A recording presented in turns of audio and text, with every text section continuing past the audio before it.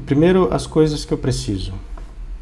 Preciso de uma função, f de x elevado a x. Então, essa daqui é a função f de x igual a x elevado a x. Em Python, a gente escreve assim, x estrela, estrela, x. Potência se representa assim em Python. Eu preciso de um ponto, eu vou escolher o mesmo ponto lá, x0 igual a 2. Eu preciso de uma ordem, a ordem da derivada que eu estou tentando calcular. Por enquanto a gente vai começar com derivadas de ordem 1. O número de pontos, então num pontos que eu vou usar. Então lembra, o número de pontos tem sempre que ser maior do que a ordem da derivada que eu estou tentando calcular. Então aqui eu já posso começar com 2 pontos, 3 pontos, 4 pontos. Por enquanto vamos deixar aí com 2 pontos. E daí a gente só vai passar essas informações. A gente precisa também de... Bom, isso aqui está só indicando o número de pontos.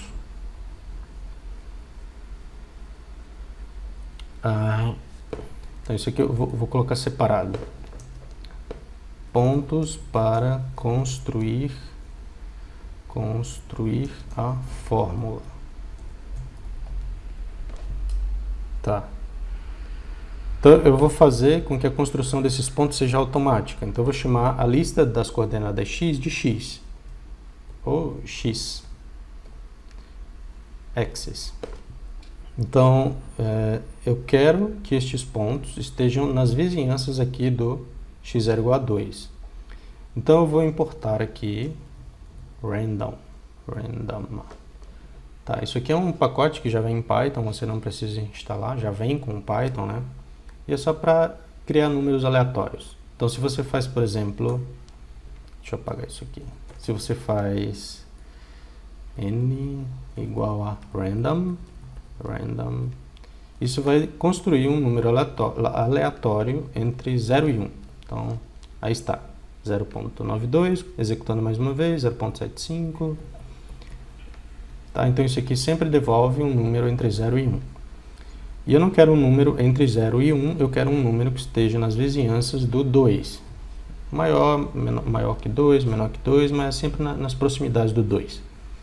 Então eu vou fazer o seguinte, eu vou escolher dois números. A vai ser x0 mais 0.25 e B, que é fazer assim, x0 menos e x0 mais 0.025. Para que eu quero esses números? Para fazer o seguinte, A mais B menos A vezes random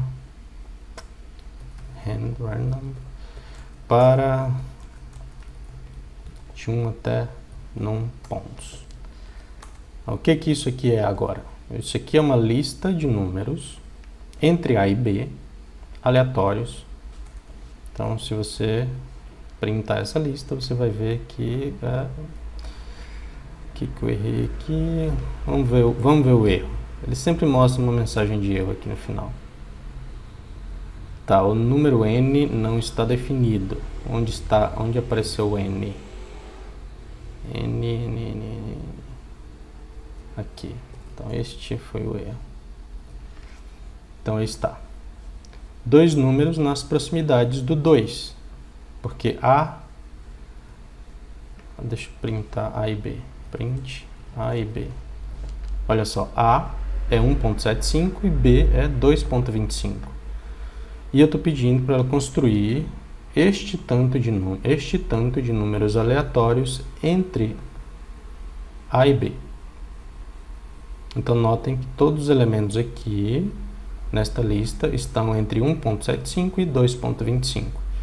Agora eu vou pedir para ele ordenar essa lista XS sorte. Eu vou pedir para ele ordenar essa lista para que ela se torne crescente. Então, aí está. Então toda vez que eu compilo, toda vez que eu executo o algoritmo, a lista vai mudar, porque isso aqui está sempre sendo escolhido de maneira aleatória. Então, olha só, toda vez que eu executo o algoritmo, estou obtendo dois números aleatórios dentro deste intervalo aqui, 1.75, 2.25. Se eu aumento o número de pontos para 3, agora 3 números aleatórios entre 1.75 e 2.25, que estão ali nas proximidades do 2. 5 pontos, vai construir aí 5 pontos que estão nas proximidades do 2, tá? Certo. Então, construir uma lista de pontos que estão nas proximidades do 2. É só para isso que eu fiz isso tudo aqui. Isso tudo é só para construir uma lista de números que estão nas proximidades do 2. Se já for dada esta lista de números, você não vai precisar de nada disso aqui. Se a lista de números já for dada, se a lista de coordenadas x já for dada para construir a fórmula, você não precisa destas, acho que 5, 6 linhas aqui, tá? Você vai só passar direto para o algoritmo que a gente vai chamar de finite diffs. Então ele vai retornar uma resposta e você vai passar a lista de pontos. Você vai passar a ordem da derivada que você está tentando calcular, o ponto onde você está tentando calcular a derivada e o que mais? A função. Preciso da função também. Acho que sim, né?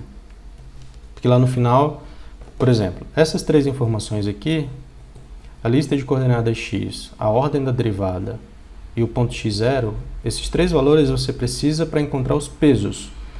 Quando você encontrar os pesos, você vai substituir na fórmula e daí você vai precisar da função para calcular o valor da função nas coordenadas x.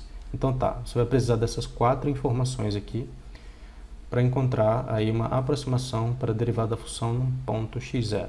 Então print R, ele vai ser aí a aproximação para a derivada que a gente está tentando encontrar.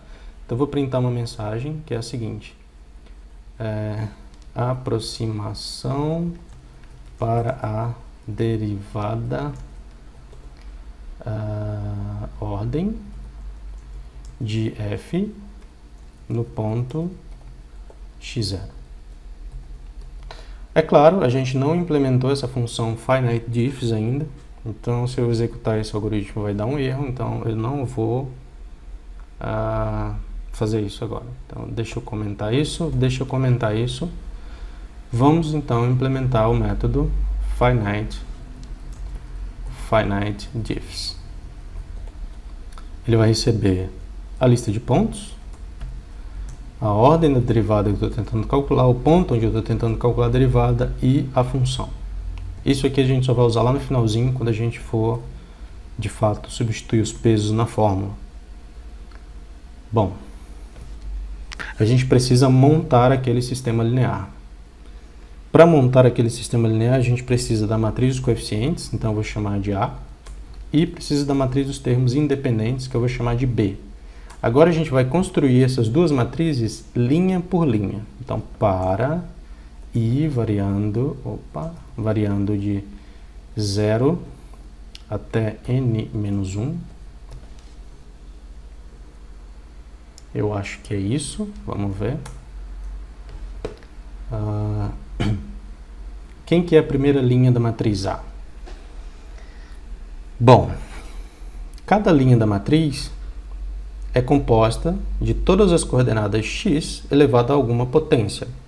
Então, a primeira linha são as coordenadas x elevado à potência 0, porque x1 elevado a 0 é 1, x2 elevado a 0 é 1, x3 elevado a 0 é 1 e assim por diante.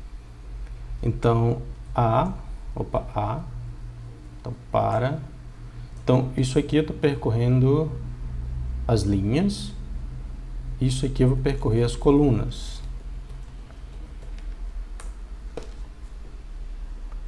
Então, quem que é n? N não diz quem é n, n é length x. Tá. xs. Então, n é a quantidade de pontos que eu tenho. Então, aqui eu acho que é n mesmo.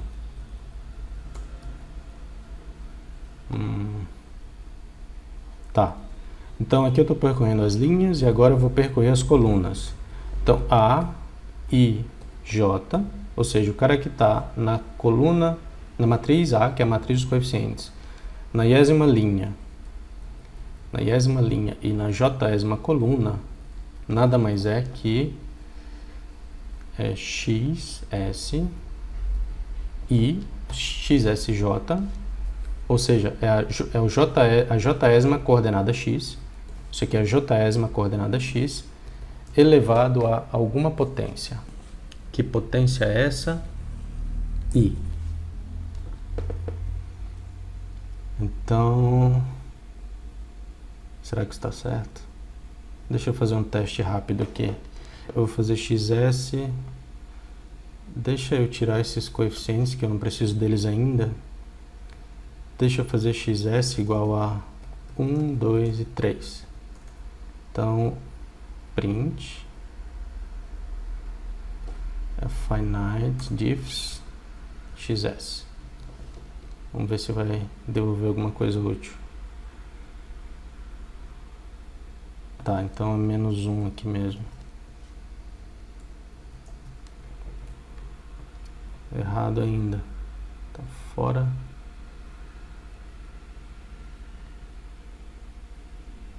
Ah, tá, entendi.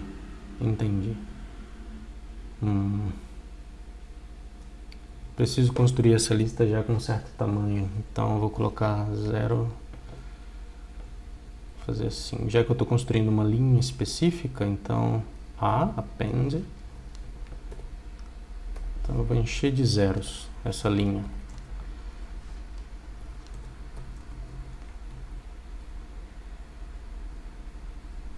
Vamos ver se vai dar certo agora. Tá. Não é bem isso que eu quero. Deixa eu printar a matriz A aqui dentro.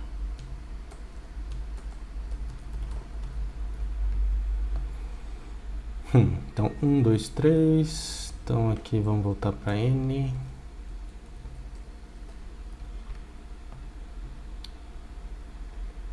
Fora do índice.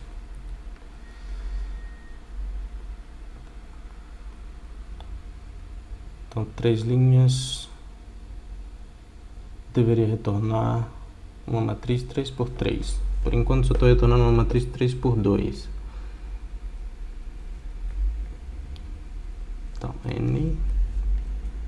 Aqui também é N. Certo. Então, deixa eu fazer assim.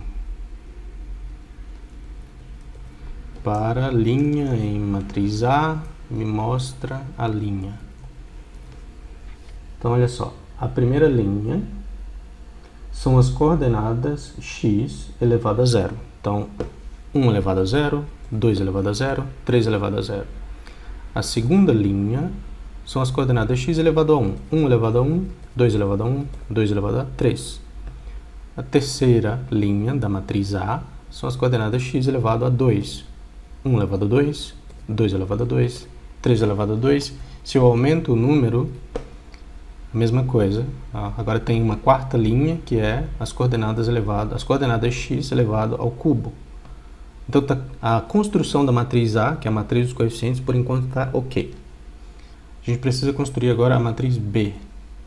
Como que a gente constrói a matriz B? Bom, essa é um pouco mais complicada. O primeiro elemento da matriz B a gente obtém quando a gente calcula uma derivada de uma determinada ordem da função constante f igual a 1. Com a derivada mais baixa que a gente calcula, que é a primeira, então o primeiro elemento é sempre 0. O segundo, aí as coisas já mudam um pouco. Então agora eu vou precisar aqui da ordem da derivada que eu estou tentando calcular, para poder construir a matriz B.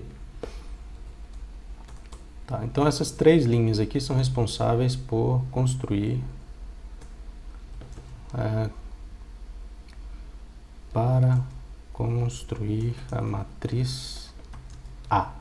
Então essas 3 linhas são usadas para isso, para construir a matriz A. Agora eu vou construir a matriz B, linha por linha também. Então para construir a matriz B. Então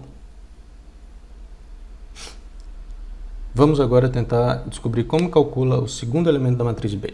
O segundo elemento da matriz B a gente obtém quando a gente deriva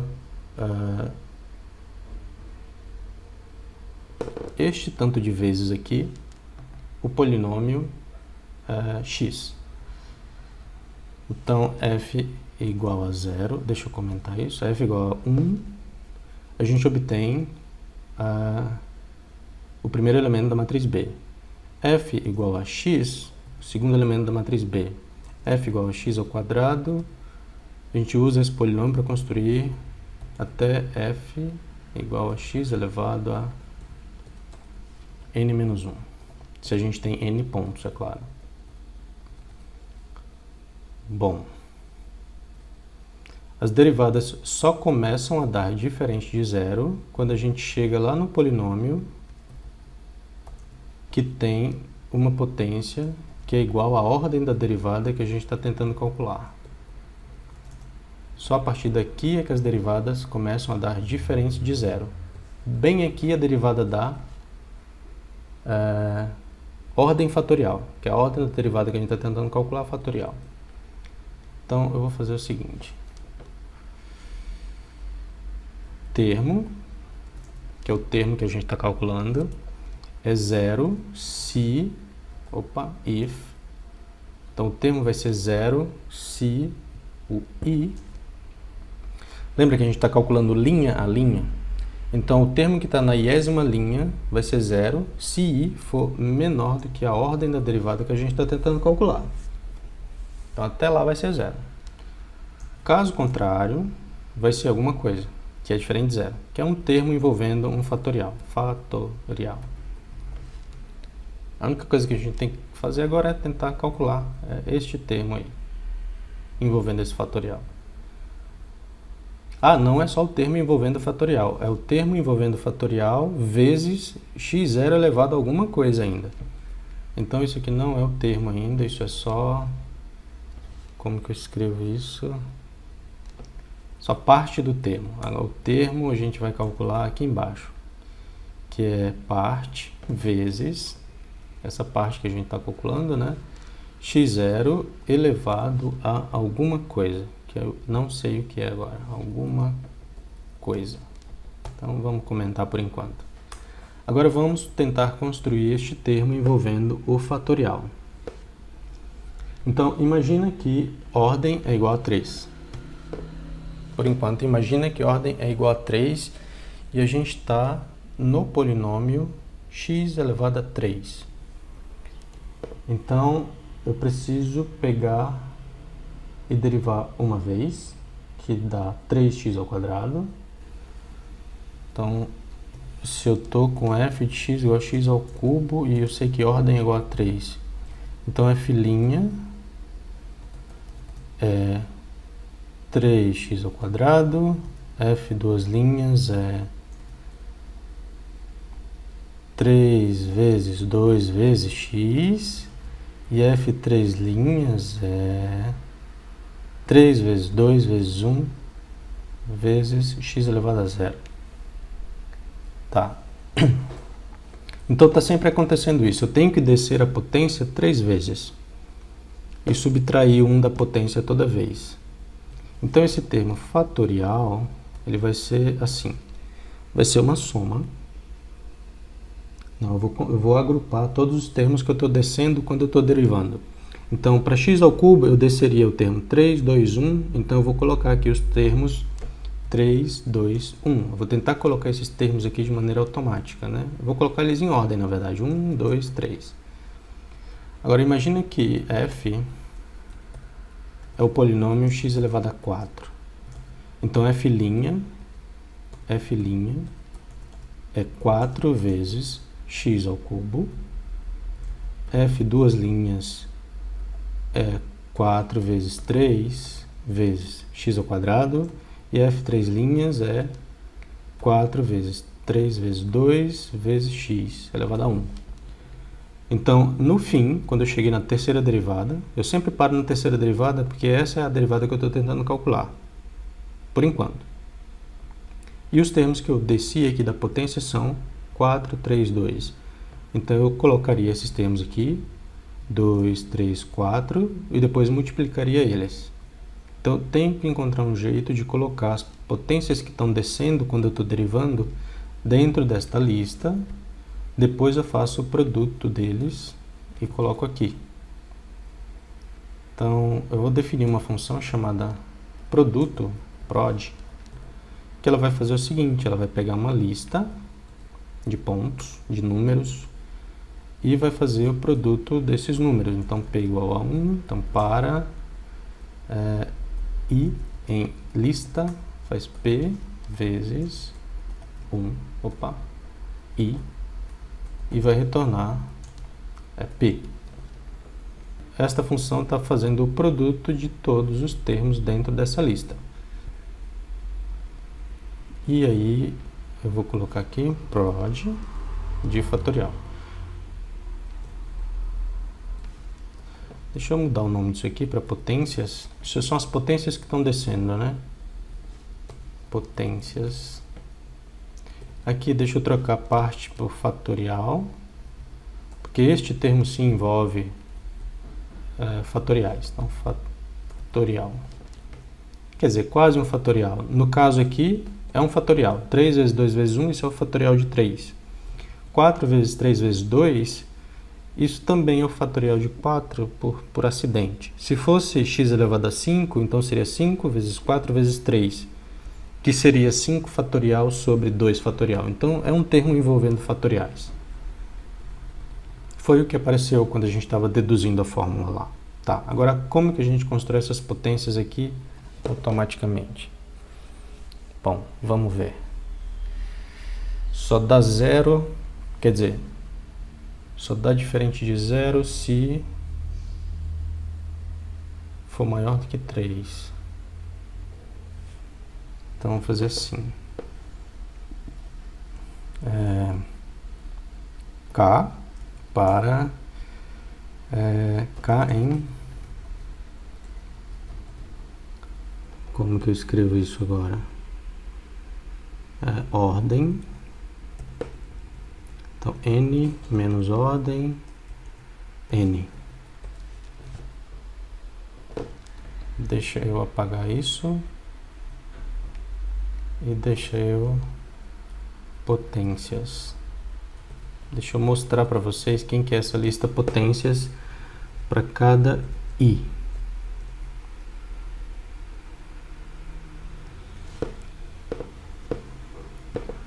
Será que é N menos ordem? Ou é I menos ordem? Porque o I começa do zero. Então é N menos I menos ordem. N menos I.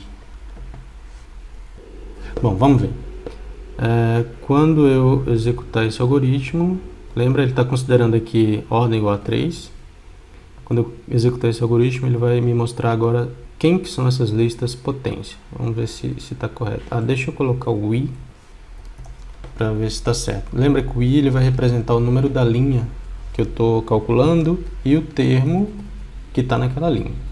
As potências que desceram naquela linha. Então, na primeira linha desceram os termos 1, 2 e 3. Bom, eu já sei que está errado porque não deveria descer ninguém. Porque na primeira linha eu estou derivando o polinômio constante f igual a 1. E a única potência que tem para descer ali é o 0. Quer dizer, é o 1. Então está errado, deixa eu trocar por isso.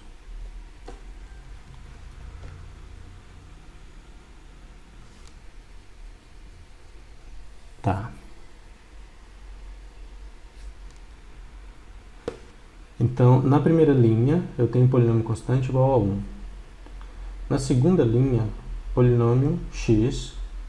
Na terceira linha, polinômio x ao quadrado. Então, lembra, para esses três caras aqui, o termo que aparece na coluna dos termos independentes é o 0.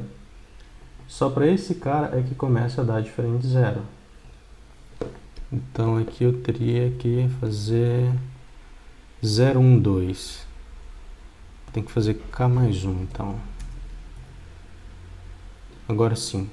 1, 2, 3. Então, na quarta linha, desce as potências 3, 2 e 1, que são as potências que aparecem exatamente aqui. 3, 2 e 1. Deixa eu colocar mais um termo aqui, 5, só para ver.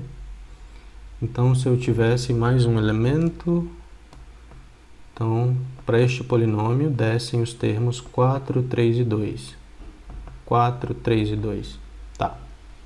Então, essa parte está certinha, agora posso... Agora sim. Então, se o termo que eu estou tentando calcular, se o polinômio tiver uma ordem que é menor do que a derivada que eu estou tentando calcular, ele vai colocar 0 ali na coluna. Caso contrário, ele vai retornar o produto dos elementos que desceram quando eu derivo. Tá, agora,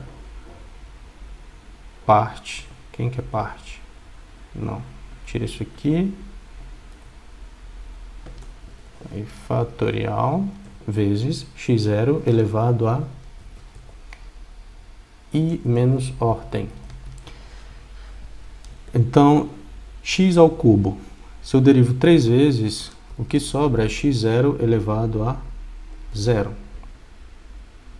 Então, é sempre a potência do polinômio menos a quantidade de vezes que eu derivei. Então, se o polinômio tem grau 4 e eu derivo 3 vezes, o que sobra é 4 vezes 3 vezes 2 vezes x0 elevado a 1. Então, o grau do polinômio menos a quantidade de derivados que eu calculei. Agora vamos mostrar só o termo que vive lá naquela posição. Termo. O que deu errado agora? x0 não está definido. Ah, esqueci de colocar aqui x0. Por enquanto vamos considerar x0 igual a 2, x0 igual a 1. Então, isso aqui são os termos da matriz B, tá? Então, o primeiro elemento é 0, como esperado. O segundo elemento é 0, 0. Esses três são 0 porque, para obter esse, eu derivo o polinômio 1 3 vezes. Para obter esse, eu derivo o polinômio x 3 vezes. Para obter esse, eu derivo o polinômio x ao quadrado 3 vezes. Para obter esse, eu derivo o polinômio x ao cubo 3 vezes, que dá 6, que é o polinômio constante. Calculo no ponto x0 igual a 1 e dá 6 de novo. Aqui, eu obtenho este valor derivando o polinômio x à quarta 3 vezes, que dá 4 vezes 3 vezes 2 vezes x0 elevado a 1, onde x0, aqui mais uma vez, é 1. Se eu coloco x0 igual a 2, provavelmente vai dar 48. Aí está. Porque agora eu estou fazendo aqui x0 igual a 2. Aí dá 48. Então, a construção da matriz A está correta e a construção da matriz B também está correta. Isso é trabalhoso mesmo fazer isso. Tá. A gente construiu a matriz A, Não, a gente não construiu a matriz A ainda. Falta colocar esses termos, termo independente, né, dentro da matriz, que está aqui. Agora sim a gente construiu a matriz A e a matriz B. Então deixa eu mostrar essas matrizes para vocês. Print a matriz A, depois print a matriz B. Aí está. Isso aqui é a primeira linha da matriz A, segunda linha da matriz A, terceira, quarta e quinta. Isso aqui são as linhas da matriz B. Primeira linha, segunda linha, terceira linha, quarta e quinta linhas. Agora eu vou tirar esses valores padrão daqui, tá? A gente por enquanto só tem os coeficientes do sistema linear, tanto a matriz dos coeficientes como a matriz dos termos independentes. A gente precisa agora resolver o sistema linear. Como que a gente vai resolver o sistema linear? Eu vou importar um pacotinho chamado NumPy. Então, vou importar NumPy. Esse aqui você precisa instalar no Python, tá? O comando em Python para instalar o NumPy, digite no CMD.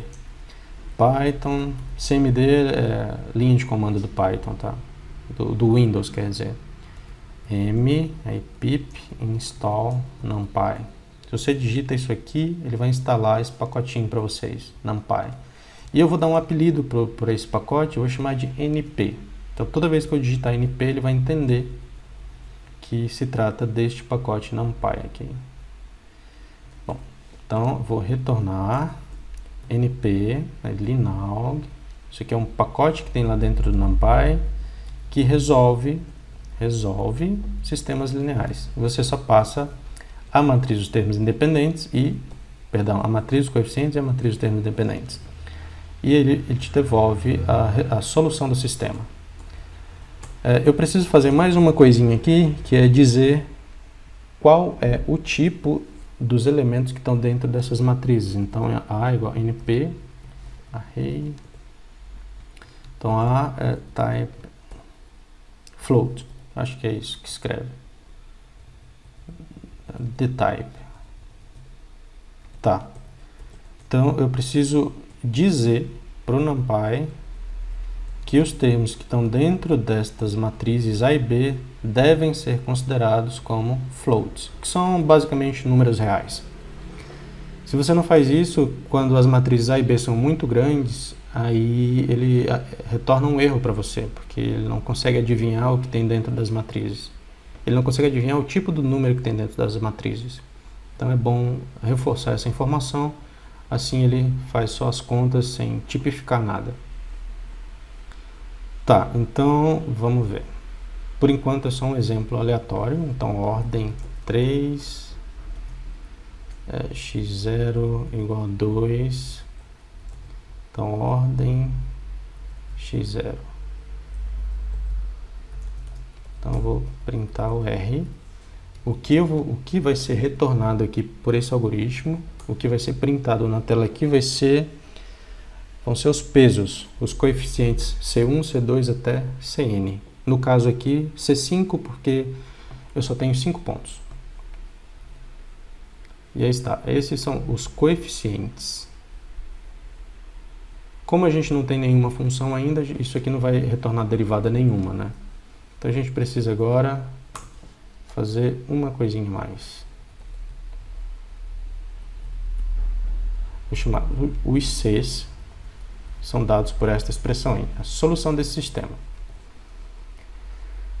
Agora, vamos fazer o seguinte, construir a soma que dá a aproximação. E que soma é essa? Lembra? Fk de x0 é aproximadamente, eu vou colocar igual aqui, assim, aproximadamente aí C0 vezes f de x0 mais C1 vezes f de x1 mais aí 3 pontinhos mais Cn vezes f de xn. Então tem que construir agora essa soma aqui. Lembra, os valores C0 até Cn vivem aqui dentro dessa lista. F, bom, eu preciso passar agora f aqui, é uma função. E quem que é x0, x1 até xn? Bom, são as coordenadas que vivem aqui dentro dessa lista xn, que está lá no topo, xn. Tá? Então, a gente vai agora só para x em xn, xs. Então, para cada coordenada x na lista xs, faça o seguinte. Não preciso de mais uma coisinha. Eu posso fazer isso de várias maneiras. Eu vou fazer assim. Zip czs. Tá, isso é meio que pythonico, né, fazer isso. O que eu estou fazendo é o seguinte, eu estou combinando, isso aqui está combinando os elementos desta lista com os elementos da lista xs. Ou seja, ele pega a primeira coordenada x com o primeiro coeficiente, segunda coordenada x com o segundo coeficiente, terceira coordenada x com o terceiro coeficiente. Então, a soma vai ser o seguinte, soma c vezes x. Aí eu só vou retornar essa soma. Agora sim, eu posso apagar tudo isso e voltar lá para o nosso exemplo, problema original. Então, se name for igual a main, Por que eu estou fazendo isso aqui? Por que eu coloquei isso aqui? Isso aqui é como se eu fosse criar um ambiente para executar estas linhas de código aqui. Então, se eu, por exemplo, importar alguma função, ou esta, para um outro script Python, as linhas de código que aparecerem debaixo aqui desse if, elas não vão ser executadas. Então você pode reaproveitar essas funções para construir outros algoritmos, se vocês precisarem.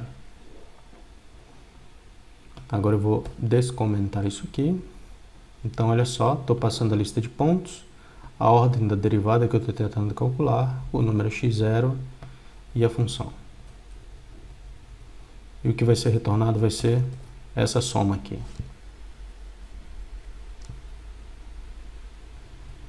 Então, aproximação para a derivada de ordem de f no ponto x0. Aí vai ser esse número r. Então vamos calcular agora a primeira derivada da função f, dessa função f aqui, que é x elevado a x, no ponto x0 igual a 2, usando 5 pontos. Que 5 pontos são esses? São esses 5 pontos que foram construídos aqui aleatoriamente.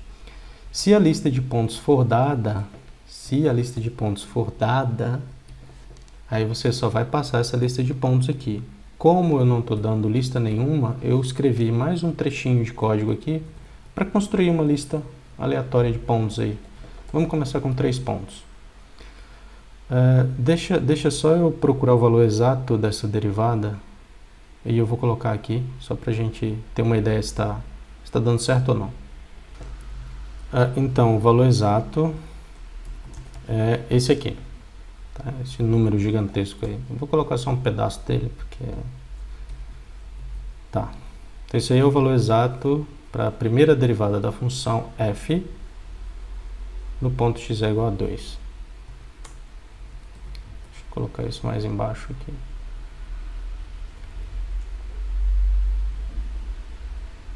Tá, então vamos executar o algoritmo. E alguma coisa está errada. O que está errado?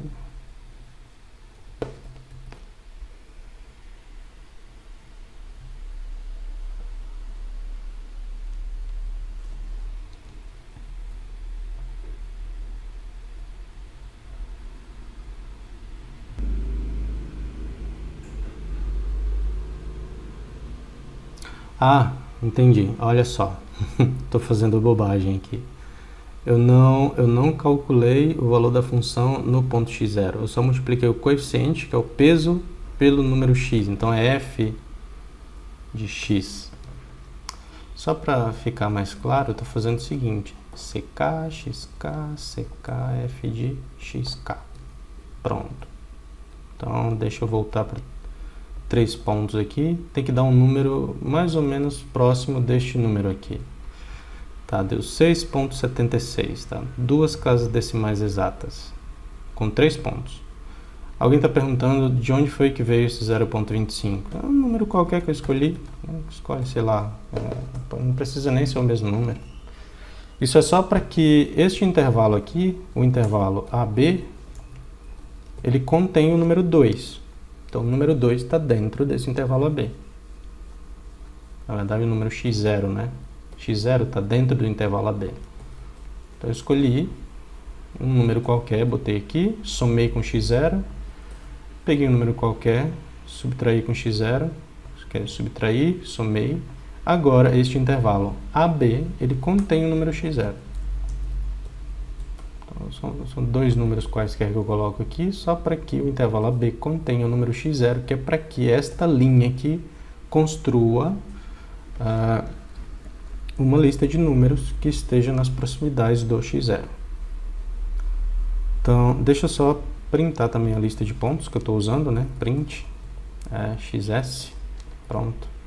Então, usando estes pontos, usando esses 3 pontos, a gente obtém esta aproximação aqui para a primeira derivada da função f no ponto x0 igual a 2.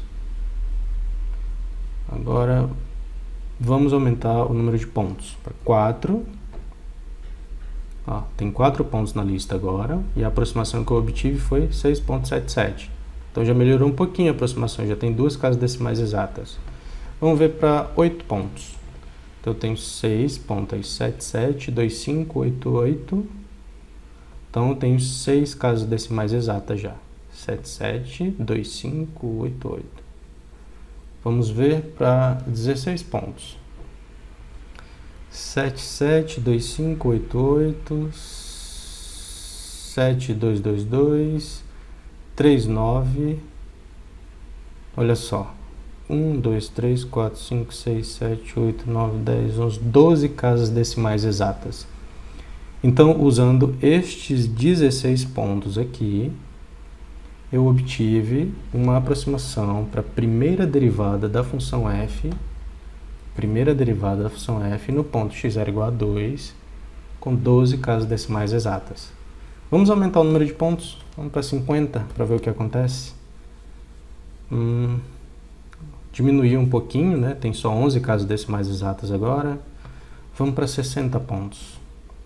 Então, usando estes 60 pontos aqui, notem que esses 60 pontos vivem todos ali perto do número 2. 1,77 está perto do 2, aqui 2,12 vive perto do 2. Aí eu obtive... Tá, vamos aumentar. Vamos para 100 pontos para ver o que acontece. Então, 72268.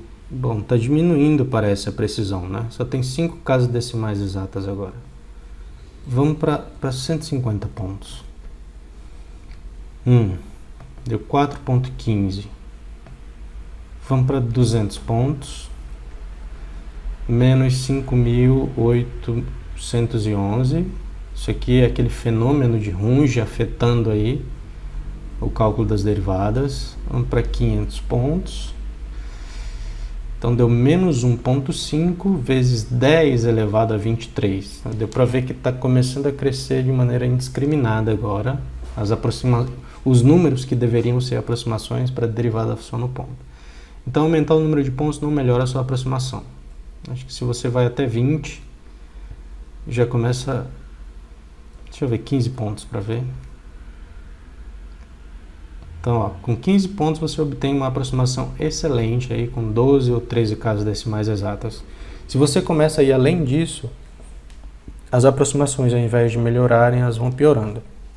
Mas lembra, isso também depende da função, tá? Esse número 15 aqui não é um número que é bom para toda a função. É bom para esta função aqui, nas vizinhanças desse ponto. É bom para essa função, nas vizinhanças desse ponto. Se eu mudo o ponto, pode ser que o número 15 já não forneça uma aproximação boa, né, para a derivada da função. Vamos calcular agora a segunda derivada da função, ordem 2. Vamos calcular no mesmo ponto. Onde eu encontro esses valores exatos? Num site chamado wolframalpha.com.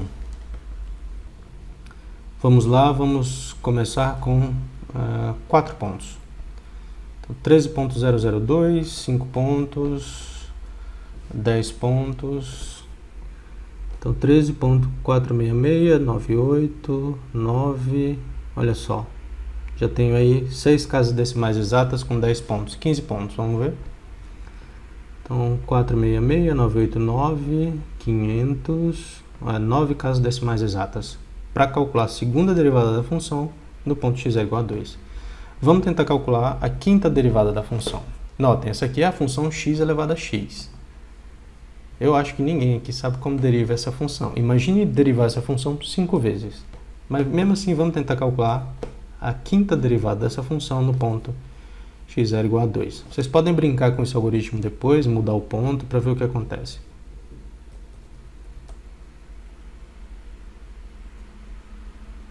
Então vamos ver. Vamos começar com 6 pontos. Lembra, o número de pontos tem que ser maior do que a ordem da derivada que você está tentando calcular. 7 pontos. Já está quase lá, né? 10 pontos. Então, 151, 43, 2 casas decimais exatas por enquanto. Vamos ver 20 pontos. 437, vamos ver 15 pontos. 430,72. Tá, tem aí 4 casas decimais exatas. Bom, eu acho que para calcular a quinta derivada, uma aproximação, né, para a quinta derivada da função num ponto, sem precisar derivar a função 5 vezes, com 4 casas decimais exatas, já é uma excelente aproximação. Eu considero essa uma boa aproximação. Depois vocês podem brincar com o seu algoritmo, sei lá, aumentando a ordem. Será que dá para calcular a derivada de ordem 50 para essa função no ponto x0 igual a 2? Pode escolher outro ponto também, não tem problema. x0 igual a 1,5, a terceira derivada dessa função nesse ponto aí, usando aí 15 pontos. Esse aqui não é mais valor exato, né? Tá aí. Derivada dessa função no ponto x0 igual a 1,4827 é aproximadamente 9,09756517. Provavelmente todas essas casas decimais estão exatas.